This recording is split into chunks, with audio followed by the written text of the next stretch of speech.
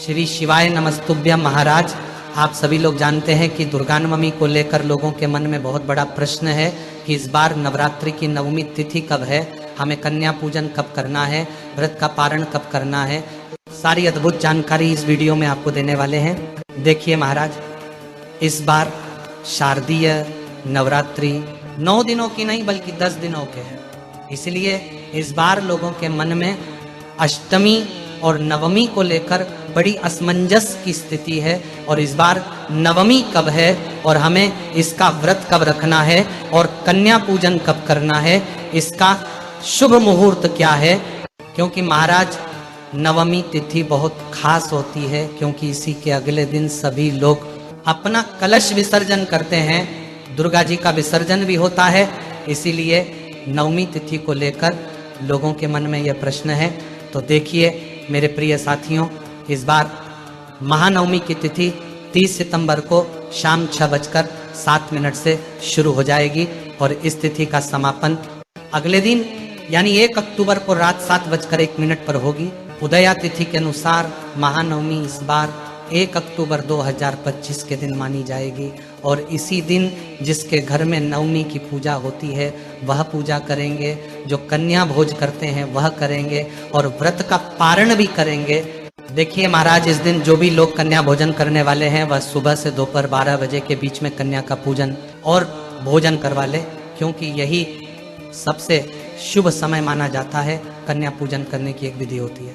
अगर आप कन्या पूजन सही विधि से करते हैं तो आपको सच में नौ माता रानी का आशीर्वाद प्राप्त होता है। और लोगों के मन में यह भी प्रश्न होता है, क्या हमें कन्या पूजन में 9 कन्याएं बुलानी चाहिए या काम या ज्यादा।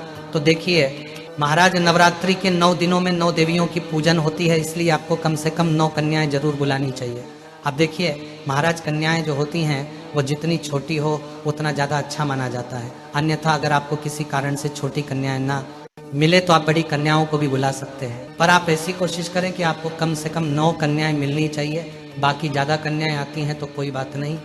और महाराज 9 कन्याओं के साथ में आपको हमेशा एक छोटे लड़के को भी जरूर बुलाना चाहिए, जिसकी उम्र 4-5 साल या 6-7 साल तक होनी चाहिए। अगर आप ऐसा नहीं करते हैं तो आपको कन्या पूजन का फल नहीं मिलता।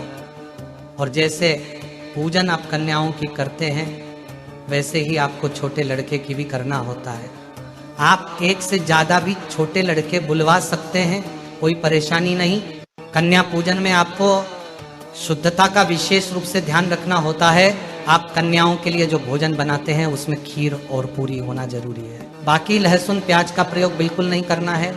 और सभी कन्याओं की विदाई में आपको उनको कुछ भेंट या पैसे जरूर देना है और उनको खुश करके उनके पैर छूकर ही आपको उनका घर से विदा करना है। और महाराज, कन्या पूजन में और भी कुछ जरूरी बातें होती हैं, जैसे कि कन्याओं का श्रृंगार करना, उनके पैरों में माहुर लगाना और भी बहुत सारी चीज़। पर ये कन्या पूजन की सारी विधि हम आपको आगे वीडियो में बताएंगे। पर इसके लिए आप हमको कमेंट करके बताइए कि आपको कन्या पूजन की पूर्ण विधि चाहिए या नहीं।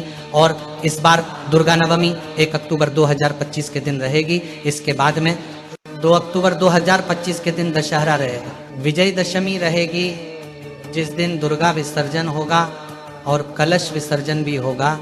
और इस दिन नवरात्रि के व्रत भी पूरे हो जाते हैं, क्योंकि नवमी की रात तक ही व्रत रखा जाता है और 10वीं को व्रत खोल लिया जाता है।